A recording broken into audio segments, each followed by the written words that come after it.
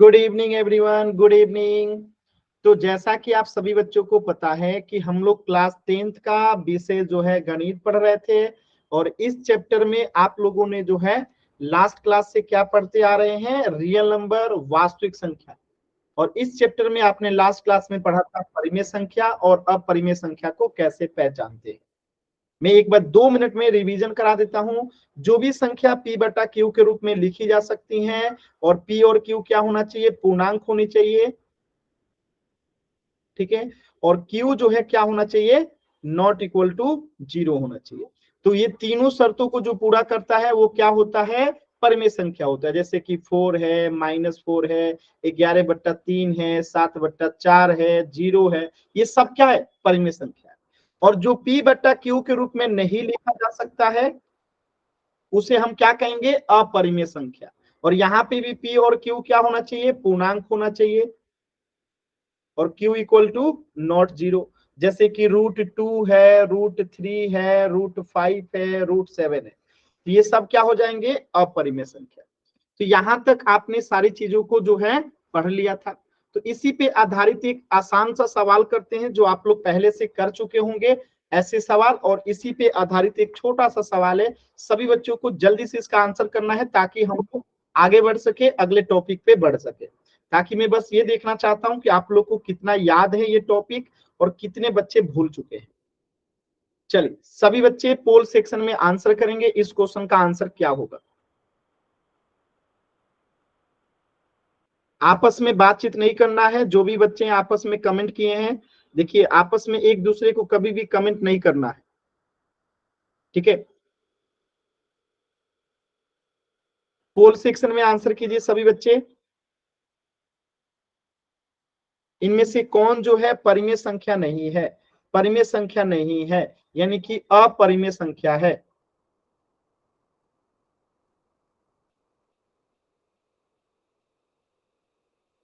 Answer कीजिए सभी बच्चे पोल सेक्शन में। वेरी गुड, एकदम सही आंसर आ रहा है। वेरी गुड, एकदम सही आंसर आ रहा है सभी बच्चों का। वेरी गुड, बहुत ही अच्छा, वेरी गुड। सभी बच्चों का उत्तर एकदम सही आया है। वेरी गुड, बहुत अच्छा। और 3 बच्चों के उत्तर नहीं आए हैं। लास्ट के 10 सेकेंड, लास्ट के 10 सेकेंड, लास्ट के 10 सेकेंड। 10, 9, 8, 7, 6, एक बच्चे का आंसर नहीं आया। 5, 4, 3, 2, 1। देखिए कैसे करेंगे इसे, एकदम ध्यान से समझिएगा। बहुत ही आसान सवाल था ये, बहुत ही आसान सवाल था। देखिए इसे सॉल्व करेंगे तो क्या हो जाएगा, ये 11 में 5 जोड़ेंगे तो 16 हो जाएगा। और 16 को हम क्या लिख सकते हैं, पेयर में गुना करके लिख सकते हैं, 4 गुने 4, यानी कि 4 इसका वर्गमूल हो जाएगा।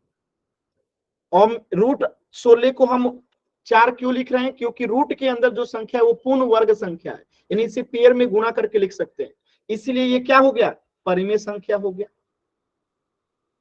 ठीक ऐसे ही अगर ऑप्शन डी को देखिएगा तो हम क्या लिख सकते हैं, 16 × 9 = 144, और 144 को हम क्या लिख सकते हैं, 12 गुने 12, यानी कि क्या हो जाएगा 12, और ये भी क्या है, एक परिमेय संख्या है।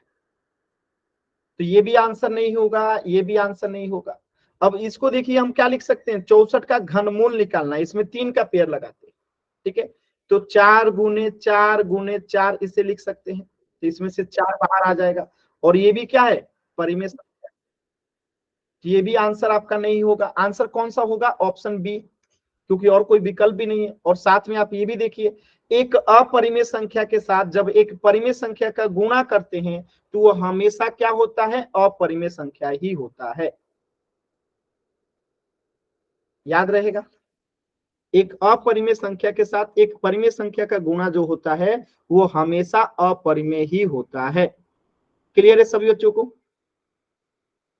चल, तो इस प्रश्न का उत्तर हो जाएगा ऑप्शन बी, 3√2 जो है अपरिमेय संख्या है।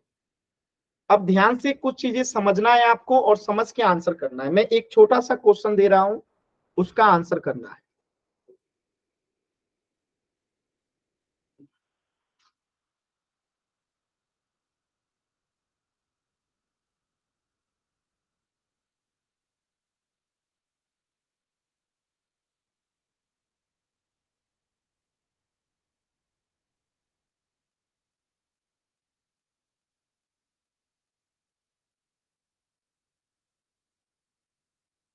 आपको बताना है कि इसमें से कौन जो है परिमेय संख्या है, इनमें से कौन जो है परिमेय संख्या है।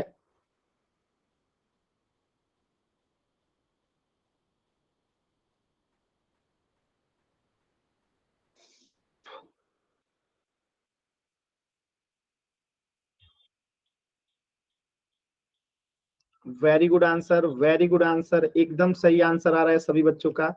वेरी गुड, बहुत ही अच्छा। तो यहाँ पे देखिए ये पहला आंसर नहीं होगा, क्यों?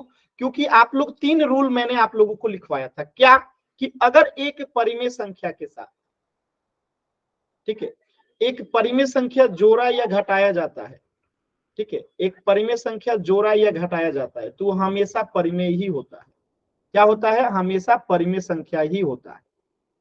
फिर मैंने एक रूल बताया था कि एक परिमेय संख्या हो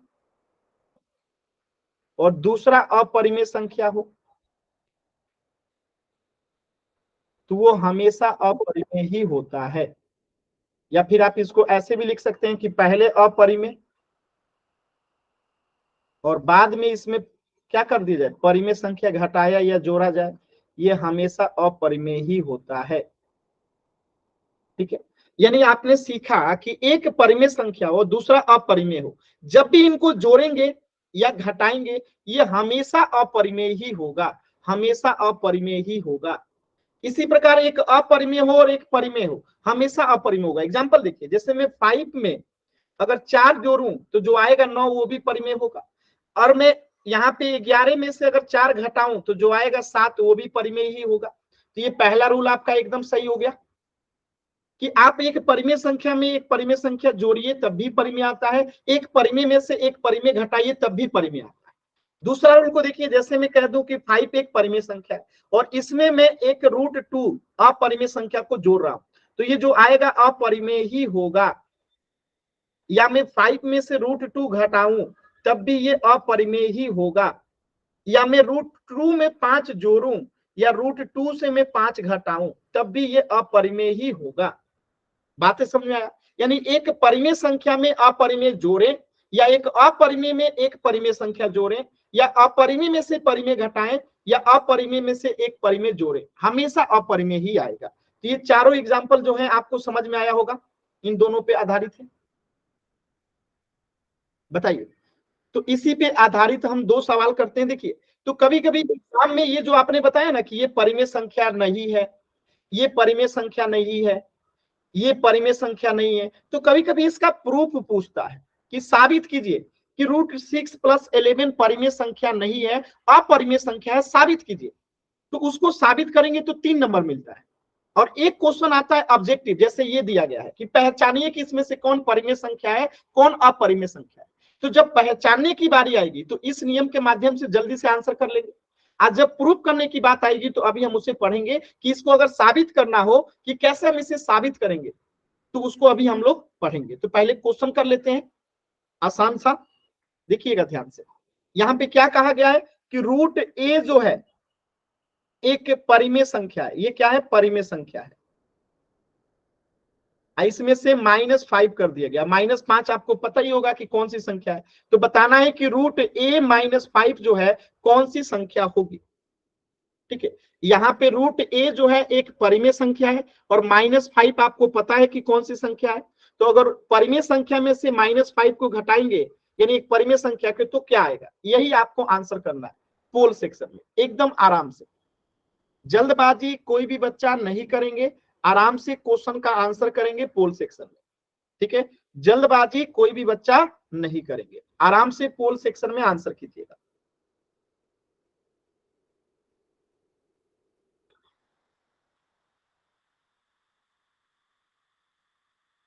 देखिए, 2 बच्चों का आंसर पहले ही गलत हो गया। सबसे पहले आंसर करते हैं उन्हीं का आंसर हमेशा गलत होता है। मैंने अभी कहा ना, आराम से कीजिए, गलत हो जाएगा। और 3 बच्चों का आंसर सबसे पहले किए, गलत हो गया। 4 बच्चों का आंसर गलत हो गया। अभी बताया था कि परिमेय संख्या में से परिमेय संख्या जोड़ते हैं या घटाते हैं तो क्या आता है। जस्ट 1 मिनट पहले बताया था कि एक परिमेय संख्या में से एक परिमेय संख्या घटाते हैं तो क्या आता है।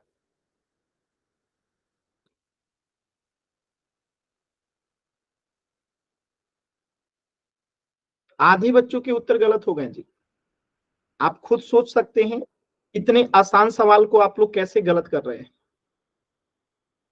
इतने आसान सवाल को आप लोग कैसे गलत कर रहे हैं, आप खुद देखिए। सर कितने बच्चों का ठीक है? आपको तो शो हो रहा होगा, इसमें जिनका अधिक है उनका सही है, और जिनका कम है शो उनका नहीं हो रहा सर। आधे बच्चों का सही है, आधे बच्चों का गलत है।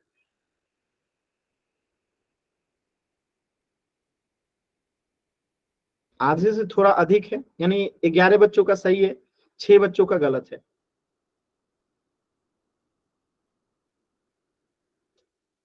सोचिए, इतने आसान सवाल को भी आप लोग गलत कर रहे हैं। लास्ट के 20 सेकेंड। क्यों गलत कर रहे हैं? क्योंकि आप लोग जल्दबाजी में करते हैं, आराम से नहीं करते हैं। लास्ट के 10 सेकेंड जल्दी से करेंगे सभी बच्चे। 10, 9, 8, 7, 6, 5, 4, 3, 2, 1।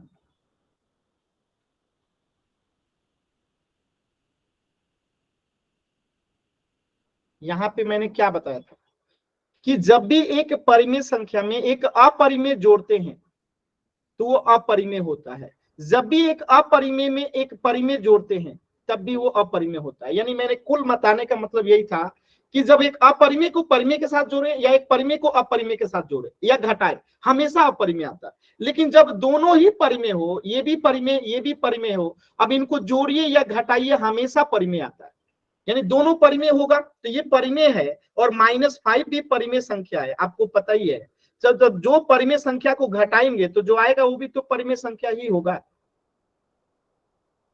जस्ट अभी अभी आपने यहां पढ़ा था कि जब दो परिमेय संख्या को, यहां पे लिखा गया ना, परिमेय संख्या को परिमेय संख्या के साथ जोड़ते हैं या घटाते हैं, हमेशा परिमेय संख्या आता है। एग्जाम्पल भी 5 + 4 9, 11 - 4 7, परिमेय संख्या है। अब रूट यहाँ पे मैं कह दूं कि ये x जो है ये परिमेय संख्या है तो ठीक है ना, हमें नहीं मतलब कि क्या है x का मान क्या है, हमें नहीं मतलब। अब यहाँ √4 भी हो सकता है, √9 भी हो सकता है, √16 भी हो सकता है। अब ये हमें नहीं पता कि x क्या है, लेकिन इतना पता है कि ये परिमेय संख्या है। और एक परिमेय संख्या में यहाँ पे हमें नहीं पता कि a का मान क्या है। a का मान यहाँ पे 4 भी हो सकता है, a का मान 9 भी हो सकता है, 8 का मान 16 भी हो सकता है, क्योंकि हमें ये पता है कि ये परिमेय संख्या है। और एक परिमेय संख्या में से जब एक परिमेय संख्या घटाते हैं या जोड़ते हैं या प्लस करते हैं, ये हमेशा एक परिमेय संख्या आता है। ये आप सभी लोग पढ़ चुके हैं, फिर भी आप लोग गलत किए हैं आधे बच्चों ने। बताइए क्यों गलत हुआ? आप लोग पढ़े नहीं थे या फिर मैंने बताया नहीं था, फिर भी आधे बच्चों का आंसर गलत है। √a बता रखा है ना कि परिमेय संख्या है, और -5 तो आपको पता ही है कि परिमेय संख्या है। तो एक परिमेय संख्या में से परिमेय संख्या घटाएंगे या जोड़ेंगे, हमेशा परिमेय संख्या होता है। आधे से अधिक बच्चों का आंसर गलत था, ठीक है। तो आप लोग हमेशा जल्दबाजी में गलत आंसर करते हैं। आधे से अधिक बच्चों का गलत था। ये L1 का बैच है, ठीक है। L2 वाले बच्चे भी इसको सही किए थे, लेकिन आप लोग L1 में हैं फिर भी गलत कर रहे हैं। तो ये बहुत दुख की बात है, आपका बैच पीछे हो जाएगा अगर इस तरीके से जल्दबाजी आप लोग करेंगे तो, ठीक है।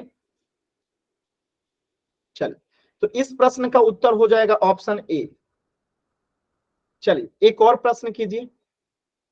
क्वेश्चन नंबर 20, देखिए आपके बोर्ड एग्जाम में पूछा गया है। आपके बोर्ड एग्जाम में ये क्वेश्चन पूछा गया। क्या पूछा गया है? पहचानना है कि इसमें से अपरिमेय संख्या कौन सी है। पहचानना है कि इसमें से अपरिमेय संख्या कौन सी है। अभी जो नियम आपने पढ़ा उसी नियम पे ये सॉल्व हो जाएगा। इन चारों विकल्पों को ध्यान से देखिए और देख के बताइए इनमें से अपरिमेय संख्या कौन सी है। अपरिमेय संख्या को पहचानना है। एकदम आराम से पहले क्वेश्चन को ध्यान से देखिए, एकदम ध्यान से देखिए, जल्दबाजी नहीं है। मैं पोल आपको 10 सेकंड के बाद दूंगा, पहले ध्यान से देखिए। जल्दी जल्दी में आप लोग आंसर गलत करते हैं, सिर्फ जल्दी जल्दी। पिछला क्वेश्चन आधे से अधिक बच्चों का आंसर गलत आपके बोर्ड एग्जाम में पूछा गया है इसी साल, देख लीजिए। ठीक है, क्या करना है? अपरिमेय संख्या कौन सी है पहचानना है। सबको चेक कीजिए, इसको भी चेक कीजिए, इसे भी चेक कीजिए, इसे भी चेक कीजिए, इसे भी चेक कीजिए, और उसी नियम को, जो 3 नियम बताया था ना, उसी नियम से ये सॉल्व हो जाएगा। ठीक है, आराम से सॉल्व कीजिए। अगर सॉल्व हो गया तो दोबारा सोचिए। अभी पोल में नहीं दिया हूं और पोल में आपको दूंगा 10 सेकंड के बाद। सोचिए, जल्दबाजी में आंसर नहीं करना है। सॉल्व कीजिए सभी बच्चे और आंसर कीजिए पोल सेक्शन में। कौन सा एक अपरिमेय संख्या है? इन 4 विकल्पों में से कौन एक जो है अपरिमेय संख्या है? अपरिमेय पहचानना है।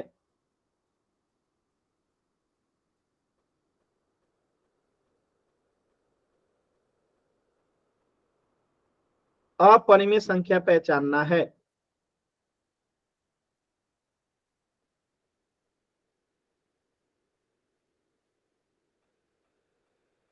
अपरिमेय संख्या को पहचानना है। सभी बच्चे पोल सेक्शन में आंसर करेंगे। अपरिमेय संख्या कौन सी है? अपरिमेय संख्या, इरेशनल नंबर। इरेशनल नंबर, अपरिमेय संख्या कौन सा है?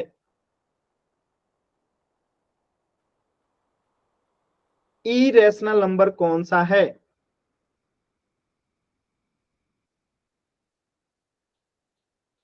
इसमें भी 3 बच्चों का आंसर गलत हो चुका है।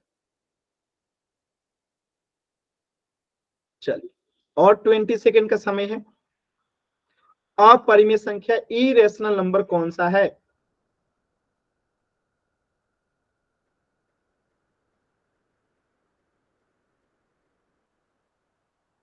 इरेशनल नंबर कौन सा है?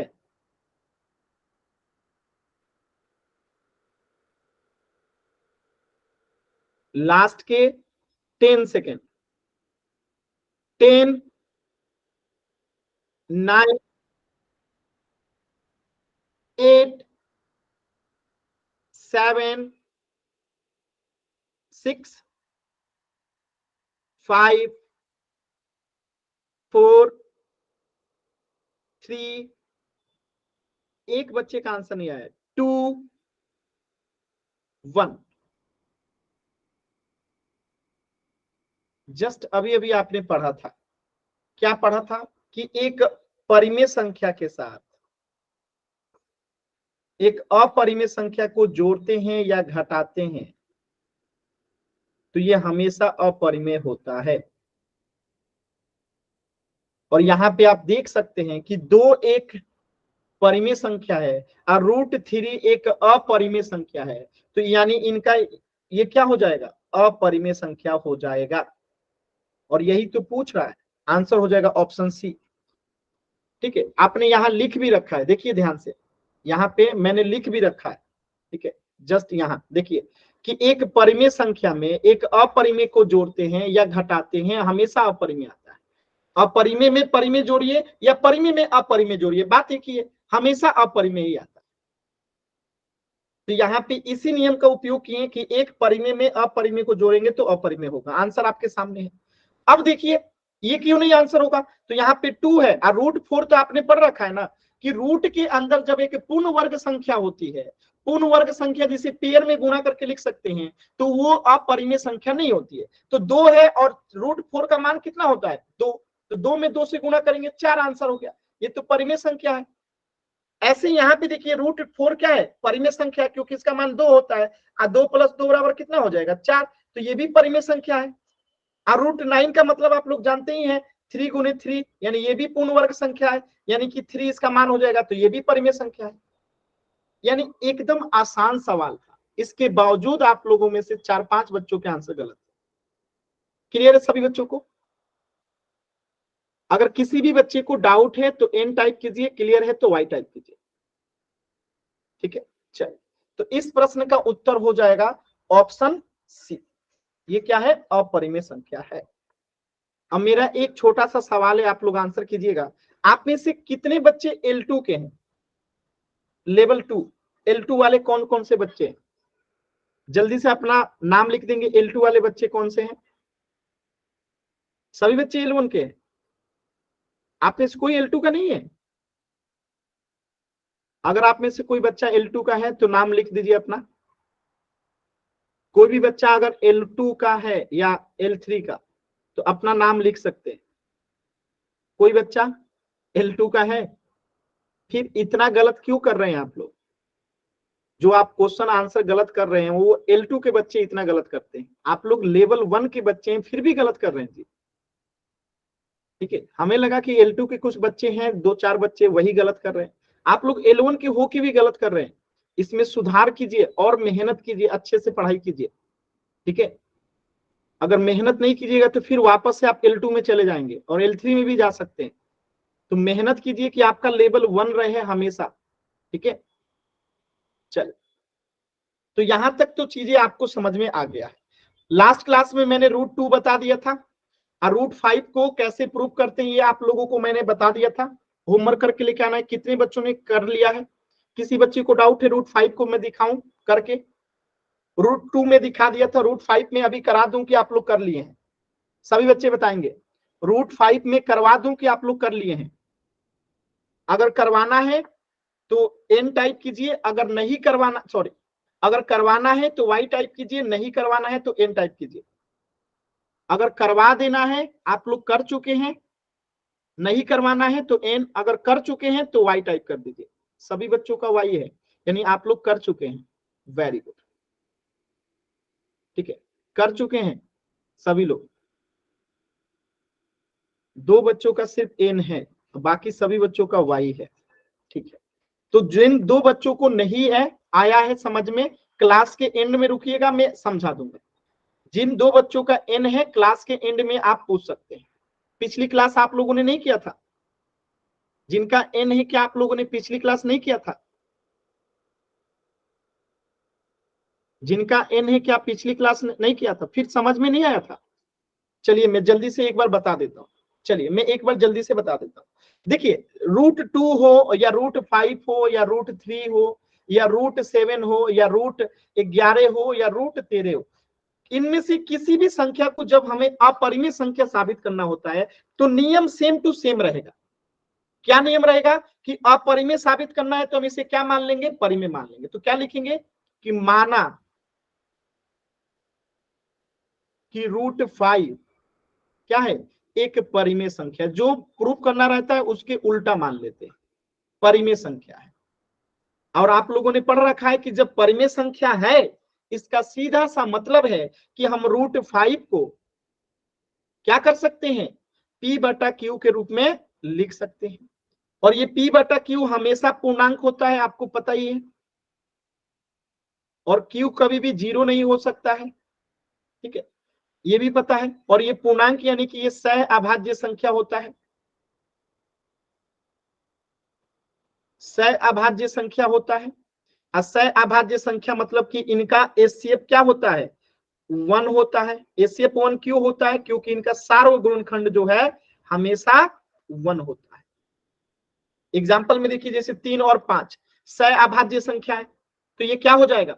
ये क्या है? सह अभाज्य संख्या है, तो इसका एचसीएफ कितना होगा? 1, क्योंकि सार्वगुणनखंड कितना है? 1 है। ऐसे ही 7 और 11 ले लीजिए, 11 और 13 ले लीजिए, 13 और 17 ले लीजिए, ये सब संख्या क्या है? सह अभाज्य संख्या है। तो यहाँ पे जो संख्या होगी P/Q वो हमेशा सह अभाज्य संख्या होगी। तो कोई बच्चा कह सकता है कि सर 16/12 भी तो हो सकता है, और ये तो सह अभाज्य संख्या नहीं है। तो ये बाबू, ये भी सह अभाज्य संख्या है। जब इसका सिंपलेस्ट फॉर्म कीजिएगा ना, इसको छोटा कीजिएगा, इसको कटा दीजिएगा, तो ये भी सह अभाज्य संख्या ही आएगा। 4 चौका 16, 4 3 12, तो 4/3 भी क्या आ गया? सह अभाज्य संख्या ही आएगा। ठीक है, तो ये हमेशा P बटा Q क्या होगा, सह अभाज्य संख्या ही होगा। ये बातें सभी बच्चों को क्लियर हो गया। और सह अभाज्य संख्या को पहचानने का तरीका कि उसका ACF 1 होता है। ठीक है, तो अब मैं इतनी चीजें नहीं लिखता हूं, बाकी चीजें मिटा दिया, आप लोगों को पता है, तो यहाँ पे बस इतना लिख देंगे ताकि आपको समझ में आए। ये आपको समझाने के लिए लिखा था कि P बटा Q यहाँ पे क्या होगा, सह अभाज्य संख्या, सह अभाज्य संख्या। और इसका मतलब है कि सारो गुणनखंड यहाँ पे 1 होगा, 1 होगा। क्लियर है, इतनी चीजें हम लिख दिए। अब हम क्या करेंगे इसको प्रूव करने के लिए, तो अब हम इसको वर्ग करेंगे। प्रूव करने के लिए हम क्या करेंगे, इसको दोनों तरफ से वर्ग करेंगे। क्या करेंगे, वर्ग करेंगे। एक सेकेंड, ये आपके एग्जाम में 3 नंबर का क्वेश्चन आता है, तो हम लिखेंगे वर्ग करने पर, वर्ग करने पे क्या हो जाएगा, √5 का वर्ग होगा पहले। अब P बटा Q का भी हमें वर्ग करना पड़ेगा। वर्ग करने का मतलब उसका पावर 2 हो जाता है।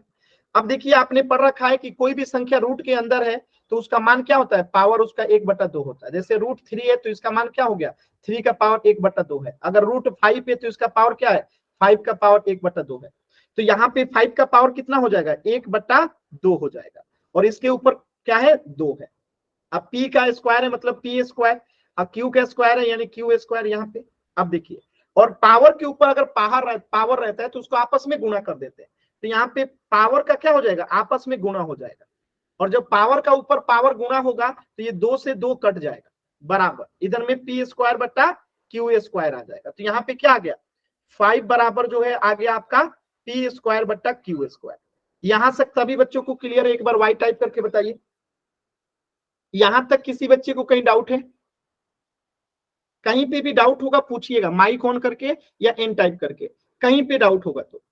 चलिए क्लियर है, तो मैं इसे मिटा देता हूं क्योंकि ये आपको समझाने के लिए था। आगे आते हैं,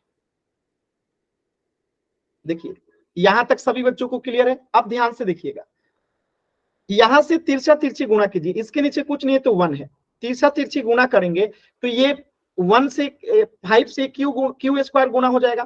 तो यहाँ पे आ गया 5Q² बराबर, और ये यहाँ पे आ जाएगा P²। और मैं यहां से अगर आपसे पूछूं कि Q² बराबर क्या हो जाएगा, तो ये 5 से इधर भाग लग जाएगा, 5 से इधर क्या हो जाएगा, यहाँ गुणा हो रहा है तो इधर भाग हो जाएगा, तो P² बट्टा क्या हो जाएगा, 5 हो जाएगा। तो इसे कह देंगे समीकरण नंबर 1। और आपने एक प्रमेय पढ़ा था 1.3, और प्रमेय 1.3 से अगर आप देखेंगे तो यहाँ पे आप देखेंगे कि ये 5 जो है ये P² को पूर्णतः विभाजित कर रहा है, यानी कि P² जो है वो 5 से विभाज्य है। प्रमेय 1.3 से 5 से क्या है, विभाज्य है। और जब P² 5 से विभाज्य है मतलब कि P भी क्या हो जाएगा, 5 से विभाज्य हो जाएगा। क्लियर है सभी बच्चों को, सभी बच्चे बताएंगे क्लियर है, बताएंगे सभी बच्चे, यहां तक क्लियर है। प्रमेय हमने पढ़ा था, प्रमेय 1.3 याद आ रहा है कि जब कोई संख्या का वर्ग अगर उस किसी अभाज्य संख्या से विभाजित होती है तो उस संख्या का वर्गमूल भी उसी अभाज्य संख्या से विभाजित होती है। ये प्रमेय हम लोग ऑलरेडी जो है पढ़ के आ चुके हैं। ठीक है, बात समझ में आया, चल क्लियर है, चल वेरी गुड। अब देखिए यहां से आप एक निष्कर्ष निकालेंगे कि ये जो P जो है 5 से विभाज्य है, यानी कि जो ये P कोई भी संख्या हो सकती है, P कोई भी संख्या हो सकती है लेकिन वो 5 से विभाज्य होना चाहिए। यानी कि P बराबर हम लिख सकते हैं 5 के मल्टीपल में कोई भी संख्या होगी, P जो है हमेशा 5 के मल्टीपल से विभाज्य होगी। क्यों, क्योंकि P 5 से विभाज्य है, तो P जो होगा हमेशा 5 के गुणज से ही विभाज्य होगा, 5 के गुणज के अलावा किसी से नहीं होगी। अब इसको एक एग्जांपल से समझते हैं। जैसे अगर मैं कहूं कि 3 जो है, 1 मिनट 3 नहीं लीजिए, यहाँ पे आप ले लीजिए 27 ले लीजिए, ठीक है, नहीं 27 अभाज्य संख्या नहीं है, 1 मिनट, ठीक है। अगर मैं यहां से कहूं 169, ठीक है, 169 अगर आप देखेंगे तो ये 169 अगर 13 से विभाज्य है, ठीक है, 13 से विभाज्य है, तो अगली संख्या जो ये 169 किससे विभाजित होगी, 13 के गुणज से विभाजित होगी, यानी 26 से विभाजित होगी। फिर अगर अगली कोई संख्या चाहिए तो 39 से विभाजित होगी। क्यों? क्योंकि ये हमेशा 13 के गुणज से ही विभाजित होगी। इसलिए हम यहाँ पे क्या लिख देंगे, p बराबर 5m लिख देंगे, यानी कि ये p हमेशा 5 के गुणज से क्या होगी, विभाजित होती रहेगी। बात समझ में आया सभी बच्चों को? इसीलिए हमने 5m लिखा। अब आप कहेंगे सर m ही क्यों लिखे, कुछ और संख्या, कोई भी संख्या आप लिख सकते हैं। m इसलिए क्योंकि m से मल्टीपल होता है, तो गुणज आपको समझ में आ जाए, इसलिए मैंने m लिखा। यहां तक सभी बच्चों को बातें समझ में आई? तो इसलिए मैंने p बराबर यहाँ पे क्या लिख दिया, ma लिख दिया। क्लियर है? बात समझ में आया? सिंपल एकदम। अब आगे देखिएगा, एकदम सिंपली देखिएगा। अब यहाँ पे मैं सॉल्व कर रहा हूं, ठीक है? तो यहाँ पे आपने देखा कि p बराबर 5m है, इसे आप इस वैल्यू को क्या कीजिए, उठा के समीकरण 1 में रख दीजिए इसमें। तो लिखिएगा कि p बराबर 5m को समीकरण 1 में रखने पे, समीकरण 1 में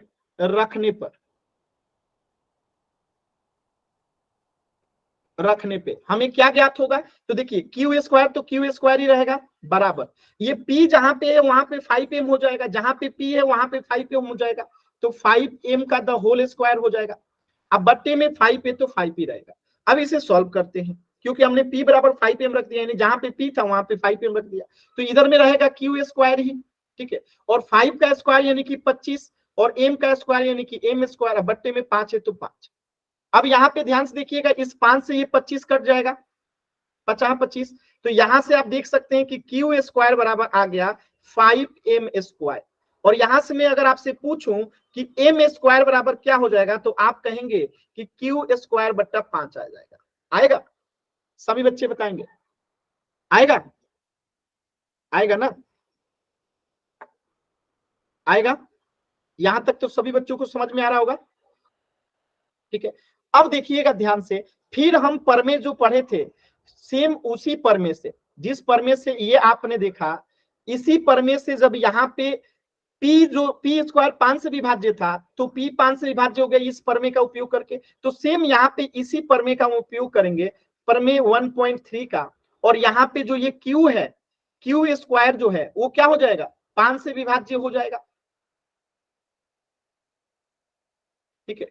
5 से विभाज्य हो जाएगा, इसके समीकरण 2 कर दीजिएगा, 5 से विभाज्य हो जाएगा, तो q भी क्या हो जाएगा, 5 से विभाज्य हो जाएगा।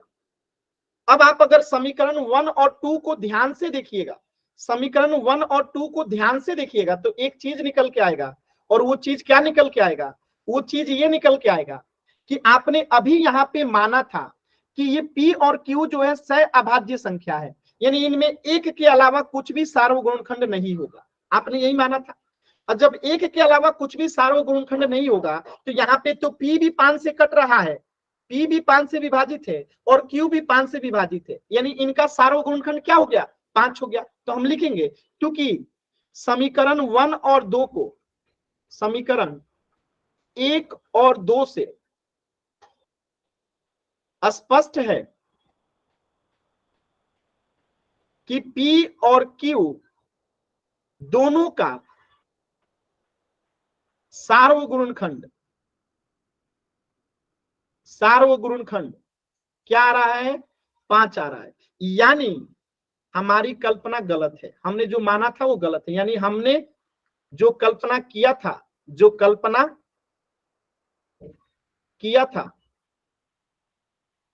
गलत है, यानी कि √5 अपरिमेय संख्या है। बताइए कैसे हम लोगों ने इसे साबित किया, समझ में आया? बताइएगा, क्लियर है सभी बच्चों को? नहीं, इसे आपको इतना, क्योंकि ये 3 नंबर का क्वेश्चन है और आपको प्रूव करके दिखाना ही पड़ेगा, ठीक है? तो बहुत सिंपल है, और इसी मेथड से हर सवाल खत्म होगा। अब देखिए ना, आपको √5 करना था तो यहाँ पे √5 आया। मैं आपको एक तरीका बताता हूँ एकदम सिंपली, √5 था तो यहाँ पे √5 था। अगर मैं कहूँ रूट, माइक म्यूट कीजिए, कुणाल नाम से जो बच्चा है माइक म्यूट कीजिए, ध्यान से देखिएगा। √5 का अगर मैं कहूँ कि √3 को करके दिखाइए, मैं कहूँ कि √3 को करके दिखाइए, तो अब बदलेगा क्या, जहां जहां पे √5 था वहां √3 कर दीजिए। देखिए यहाँ पे √5 था, इसका स्क्रीनशॉट ले लीजिए, फिर मैं बदल के दिखाता हूँ कि कैसे हम इसी एक मेथड से किसी को भी बदल सकते हैं। एक बार स्क्रीनशॉट ले लीजिए जल्दी से सभी बच्चे। मैं इसको थोड़ा जूम कर देता हूं, ये छोटा दिख रहा होगा, मैं इस वाले हिस्से को थोड़ा जूम कर दिया। चलिए इस वाले हिस्से को जूम कर दिया। अब इस वाले हिस्से को भी, इस वाले हिस्से को तो आप लोग एक ही बार में देख ही पा रहे हैं। ठीक है, ठीक है। अब इसको आप देखिए एक बार में ही कैसे इसको कर पाएंगे, ध्यान से समझिएगा।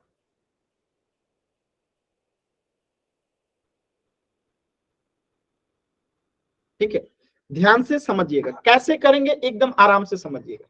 अगर हमें √3 कह दे, या √5 कर दे, या √2 कर दे, या √7 कर दे, या √9 कर दे, √9 तो अपरिमेय नहीं है ना, √11 कर दे, तो हम क्या कहां पे बदलाव करेंगे?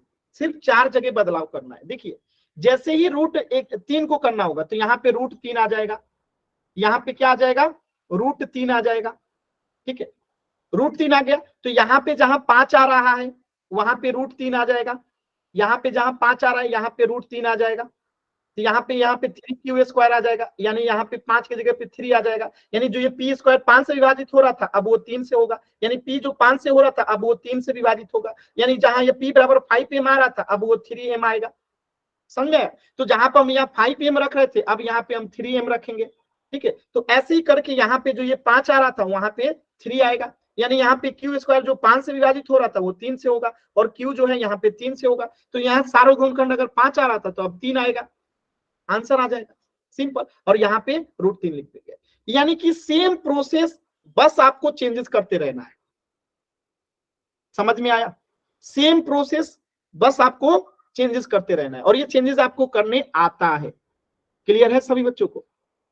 ऐसे ही √11 होगा, ऐसे सेम प्रक्रिया से जाएंगे, सेम टू सेम प्रक्रिया। क्लियर है? आसान है ना? चलिए, तो एक मैं होमवर्क दे देता हूं, सभी बच्चों को करके लेके आना है। अगली क्लास में मैं सभी का कॉपी चेक करूंगा, फिर आगे बढ़ते हैं। पहले एक होमवर्क नोट कर लीजिए, मैं अगली क्लास में चेक करूंगा √7 को अपरिमेय संख्या आपको साबित करके लेके आना है, और अपने ग्रुप में भी भेजिएगा, ये आपका होमवर्क है। क्योंकि ग्रुप में आपको ये जो लिंक वाला लिंक होमवर्क आ रहा है वो सब आप लोग कर चुके हैं। तो √7 जो है अपरिमेय संख्या आपको साबित करना है, और यही आपका होमवर्क है। क्या करना है? साबित करना है, प्रूव करना है।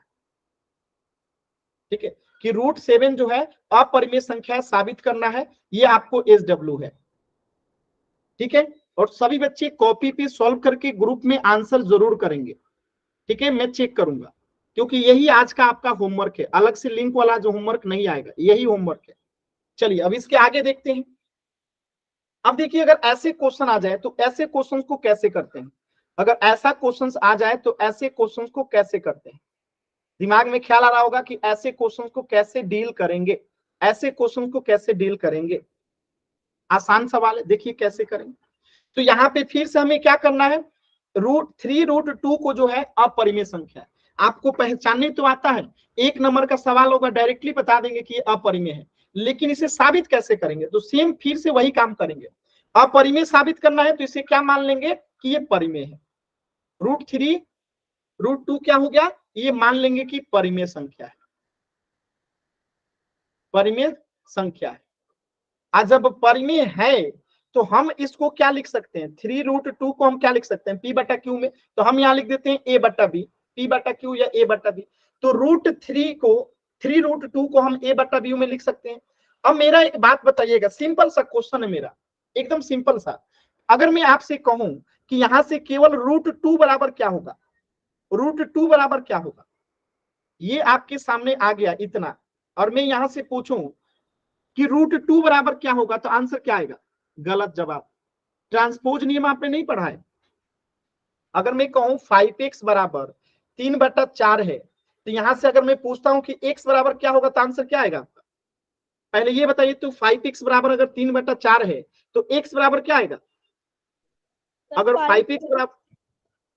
5x बराबर अगर 3/4 है तो x बराबर 3/4 गुने यहाँ 5 होगा ना जी, 3/20 होगा ना। तो यहाँ पे भी √2 निकालना है तो a/b गुने 3 होगा ना, यानी कि √2 बराबर क्या आ गया, a/3b आ गया। पहले हम अक्षर को लिखते हैं फिर चर को लिखते हैं। क्लियर है? ये मिटा देता हूं, ये समझ गए होंगे। इतनी बातें क्लियर है सभी बच्चों को कि √2 बराबर क्या हो जाएगा, a/3b। अब एक बात बताइएगा, आपने ऑलरेडी मान रखा है कि यहाँ पे ए और बी क्या है, पूर्णांक है। ए और बी क्या है, पूर्णांक है। यानी कि Q इक्वल टू सॉरी यहाँ पे B इक्वल टू 0 नहीं हो सकता है, ये आपको पता है। ठीक है, यानी A और B हमेशा पूर्णांक है, और एक पूर्णांक में जब हम एक 3 से गुणा करेंगे, यानी एक पूर्णांक से गुणा करेंगे तो हमेशा पूर्णांक आएगा, यानी ये हमेशा परिमेय संख्या है। बताइएगा, ये हमेशा परिमेय संख्या है कि नहीं है ना। अब A भी पता है कि आपको पूर्णांक है और B भी पता है कि आपको पूर्णांक है, और 3 तो है ही पूर्णांक। तो अगर मैं लिख दूं 4, अब बट्टे में लिख दूं 3 और यहाँ पे लिख दूं 4, तो सिंपल 4 या 5 कुछ भी लिख लीजिए, कोई पूर्णांक लिखते जाइए, यहाँ पे बदलते जाइए, ए और बी को बदलते जाइए। ये ए और बी जो है ना, कुछ भी लिखिए, 1 2 3 4, बस 0 मत लिखिएगा, क्योंकि बी 0 नहीं हो सकता है। 0 को छोड़ के यहाँ पे 4 5 की जगह पे कुछ भी लिखिए, ये हमेशा एक परिमेय संख्या ही आएगा आएगा। यानी कि आप देख सकते हैं कि यहाँ पे आपको दिखाई दे रहा है कि a/3b जो है हमेशा क्या है, एक परिमेय संख्या है। हमेशा क्या है, एक परिमेय संख्या है। और √2 आप ऑलरेडी पढ़ चुके हो कि ये क्या है, अपरिमेय संख्या है। आप साबित कर चुके हो ना ऑलरेडी कि ये क्या है, एक अपरिमेय संख्या। और ये आप देख सकते हो कि ये एक परिमेय संख्या है। यानी कि हमारी कल्पना जो है क्या है, गलत है। क्यों गलत है, क्योंकि एक अपरिमेय संख्या कभी बराबर नहीं हो सकता है परिमेय संख्या का। तो यही चीज यहाँ पे सॉल्यूशन करके लिखा गया है, देखिएगा ध्यान से कि माना 3√2 एक अपरिमेय संख्या है, तो यहाँ पे ले लेंगे a/b। अगर a/b लेंगे तो यहाँ से √2 क्या हो जाएगा, यहाँ से √2 क्या हो जाएगा, a/3b हो जाएगा, जो अभी आपको मैंने यहाँ पे करके दिखाया, a/3b हो जाएगा। और यही चीज यहाँ पे लिखा रखा है कि a/3b जो है एक परिमेय संख्या है। और ये कैसे परिमेय संख्या है आपने पढ़ रखा है, a/3b एक परिमेय संख्या है, अतः √2 भी है क्या होना चाहिए, एक अपरिमेय मतलब परिमेय संख्या होना चाहिए, एक परिमेय संख्या होना चाहिए। ठीक है, लेकिन √2 तो एक अपरिमेय संख्या है। क्यों, क्योंकि यहाँ पे बराबर दे रखा है, इसलिए हम इसे परिमेय संख्या यहाँ पे बता दिया गया है। लेकिन परंतु क्या लिखेंगे कि √2 एक अपरिमेय संख्या है, और यही चीज लिख देंगे लास्ट में, आंसर हो जाएगा कि a/3 भी एक परिमेय संख्या है और √2 भी एक परिमेय संख्या होना चाहिए, क्योंकि ये बराबर का साइन लगा है। लेकिन आप जानते हैं कि √2 एक अपरिमेय संख्या है, तो हो गया। ये विरोधाभास इसलिए प्राप्त हुआ क्योंकि हमने गलत कल्पना कर ली थी, इसलिए √2 एक परिमेय संख्या। ठीक है, बात समझ में आया। हमने जो ये कल्पना किया था कि 3√2 एक परिमेय संख्या, ये क्या हो जाएगा, गलत हो जाएगा। आंसर हो गया प्रूफ आपका। ठीक है, देखिए कि 3√2 एक अपरिमेय संख्या है। तो कैसे साबित करेंगे, ये आपके सामने सॉल्यूशन भी है। बताइए, किसी बच्चे को यहाँ पे डाउट है तो मुझे बताइए, किसी भी बच्चे को कहीं पे भी डाउट है तो मुझे बताइए। एकदम सिंपल है, आसान है, कर सकते हैं। चलिए, इसी प्रकार से एक और क्वेश्चन आता है, देखिए जैसे कि ये है 5 माइनस √3 साबित करना है कि अपरिमेय संख्या है, तो जस्ट इसके उल्टा मान लेंगे। अपरिमेय साबित करना है तो हम क्या मान लेंगे, परिमेय मान लेंगे। और जब परिमेय मानेंगे तो इसको a/b में हम लिख सकते हैं। और जब a/b में लिखेंगे तो अगर मैं आपसे पूछूं कि -√3 बराबर क्या होगा, -√3 बराबर यहाँ पे क्या होगा, बताइए सभी बच्चे, -√3 बराबर क्या होगा। तो सिंपल सी बात है, a/b यहाँ पे -5 हो जाएगा। और जब मैं कहूंगा √3 बराबर क्या हो जाएगा, बताइए जल्दी से सभी बच्चे। ये सब आप लोग पढ़ चुके हैं, ये सभी चीजें जो हैं आप लोग पढ़ चुके हैं। तो √3 बराबर क्या हो जाएगा, बदल जाएगा साइन इसका, 5 माइनस a/b हो जाएगा। ठीक है, अब ये चीजें आप लोग जैसे एक क्वेश्चन के माध्यम से समझिएगा, ये कैसे हुआ, ये कैसे हुआ, मैं अभी आपको एक क्वेश्चन के माध्यम से समझाता हूँ। ठीक है, ये कैसे हुआ एकदम ध्यान से समझिएगा। मैं कहूं कि -x बराबर y-3 है, और मैं यहां से पूछूं कि x बराबर क्या होगा, तो जो अपोजिट वाला साइन होता है ना वो बदल जाता है। यानी ये माइनस उधर जाएगा तो प्लस होगा, उधर जाएगा तो प्लस होगा, तो ये साइन जो है बदल जाता है। यहाँ पे माइनस क्या हो जाएगा, -y हो जाएगा और +3 हो जाएगा। तो हम इसी को ऐसे भी लिख सकते हैं, x बराबर 3 - y, तो क्या हो गया, ये निकल के आता है। ठीक है, क्योंकि हमेशा साइन उल्टा जाता है तो क्या हो जाता है, बदल जाता है। यही नियम को हमने यहाँ पे भी यूज किया, -√3 बराबर a/b -5 तक, क्योंकि ये प्लस था और इधर जाएगा तो माइनस हो जाएगा। तो -√3 बराबर इतना था, अब हमने √3 निकाल दिया तो बदल गया, 5 - a/b हो गया। और यहाँ पे आप देख सकते हैं कि 5 माइनस ए बटा बी क्या है, एक परिमेय संख्या है। क्यों परिमेय संख्या है? क्योंकि आपको ऑलरेडी पता है कि ए बटा बी क्या है, ए बटा बी हमेशा परिमेय संख्या होता है, और एक परिमेय संख्या में से एक परिमेय संख्या घटाएंगे तो परिमेय संख्या ही आएगा। आप पढ़ चुके हो। तो 5 माइनस ए बटा बी एक परिमेय संख्या है, अतः √3 भी एक परिमेय संख्या होगा।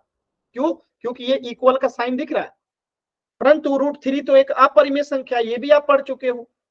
ठीक है, ये विरोधाभास इसलिए प्राप्त हुआ क्योंकि हमने गलत कल्पना किया था, यानी कि 5 माइनस √3 एक परिमेय संख्या है, अतः 5 माइनस √3 एक अपरिमेय हो जाएगा। तो ये साबित करना एकदम आसान है, बस आपको ये बेसिक से चीजें समझ में आनी चाहिए। क्लियर है? क्लियर है? विकास अगर डाउट है तो माइक ऑन करके पूछ लीजिए। विकास अगर डाउट है तो माइक ऑन करके पूछ लीजिए। कमेंट में समझ में नहीं आ रहा है आप क्या लिखे हैं, अगर डाउट है तो माइक ऑन करके पूछ लीजिए। डाउट नहीं है? ठीक है, तो इसका स्क्रीनशॉट ले लीजिएगा आप लोग। ठीक है, ये रहा इसका सॉल्यूशन। एक मिनट में सॉल्यूशन दिखा देता हूं। ये रहा, सिंपल सी बात है, हमने मान रखा है ए और बी यहाँ पे सहभाज्य संख्या है। ठीक है, तो ये √3 यहाँ से माइनस हो जाएगा और इसको सॉल्व करेंगे तो ये 5 माइनस ए बाई बी हो जाएगा, और ये परिमेय संख्या हमेशा आएगा, क्योंकि आपने पढ़ रखा है कि एक परिमेय संख्या में से एक परिमेय संख्या घटाते हैं तो परिमेय संख्या आता है, यानी √3 भी एक परिमेय संख्या होगा इसके अनुसार। तो ठीक है, तो ये विरोधाभास क्यों हुआ, ये गलत क्यों हो गया, एक परिमेय संख्या और उसके बराबर में एक अपरिमेय संख्या, इसलिए क्योंकि हमने गलत कल्पना किया है। लिख देंगे कि 5 माइनस √3 एक अपरिमेय संख्या, एकदम सिंपली साबित हो गया। तो ये सब आपको नोट डाउन कॉपी में रखना है। ठीक है, ये सारी चीजें जो है आपके एग्जाम में पूछा जाता है, और 3-3 नंबर के क्वेश्चंस आते हैं, तो इसका स्क्रीनशॉट ले लीजिए और अपने कॉपी में नोट डाउन कर लीजिएगा। ठीक है, इसका स्क्रीनशॉट ले लीजिए और अपने कॉपी में नोट डाउन कर लीजिएगा।